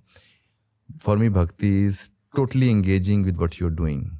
That's the greatest worship you can do. Sure. And other is using your meditation as well, using your creativity as well, so you can be prosperous on the physical level, healthy on emotional level, and clear on the mind level. That is A-U-Ma. That's what Om means. Body, energy, mind, one organic unit. Okay. Fair. So Telegram is the best way to sort of get in touch. And there are YouTube videos and everything. And then there. I don't know where I am myself, so it works out that I cannot tell anybody that. My last question, and it's generally sort of an epilogue, but is there any question or suggestion you have for me? For you? Yes. I think you're doing a great work because you Trying. are bringing out only one thing which I feel with this podcast that not yours, in Overall. general, they're talking too high funda stuff, 10 Mahavidyas and this and that. Give clues to normal humans. If they listen to a podcast, they have something to use and take home with it. because that is where you can benefit, Otherwise, I see many podcasts. There some great Baba is talking about great powers. Talk something practical and real, which I feel, this was my concern also when I asked Jeet to connect with you, that let's talk something which is more. So I'm happy how it happened. I'm glad. Because it gives you some clarity. I need some clarity. I do not want to know what are the 10 Mahavidyas, Right. what I will do with them, and who will tell me the process. Right. These are making deals with life, Whereas you tell me how to live this life, how I can use my tools rightly. I'm teaching people here how to use their 5 tools which are there of wisdom. Body, energy, mind, dialogue, and the self. We try to be very careful of that, because if entertainment is a distraction from the self, spiritual entertainment is the last frontier. It's the most complicated frontier. That's when you can get into all this mumbo jumbo philosophical stuff, which, it works as bait. It gets you interested. It gets you flowing. Words are they're like the alcohol that gets you, right? I call it spiritual pornography. Right. I call it spiritual entertainment, but pornography is much more radical. And it's very complicated, because then you are filled with all these thoughts that interrupt the basic flow of the process of knowing yourself, right? You've tokenized the act of understanding and made it into, passable commodities, tradable ideas, right? And biggest hindrance, which I have experienced personally also, the ideas versus the actual experience. Right. When actual happens, you don't recognize, and it doesn't fit with your idea. So you mold it. Not only that, when you experience something, now it has become your idea. Now you want it to repeat. Right. But each time when it happens, it is so unique, your mind is left behind. So that is one of the biggest danger. Like Osho said that most person who is most in the darkness is Pandit, who have lots of knowledge, but no actual experience. Right. You see, sweet taste is something else than the word sweet. Right. If you can remember this, then you will know that actual experience of spiritual is very different from the word. From the word. Yes. Right. But we live into we want to experience words through spirituality. Right. But it will not happen. Right. It will cancel all your worlds. Words are the ultimate condoms when it comes to the experience. Yes, exactly. No baby is born. No baby is born. No creation happened. And you never feel. You never feel. You're always guarded by the word. Right? And I don't know when I thought of this, but I think it's very true. Words are condoms in that way. It is the condoms. Yeah. Well, thank you so much for your time. Thank you. This has been incredible. Yes, Thank you. Me too.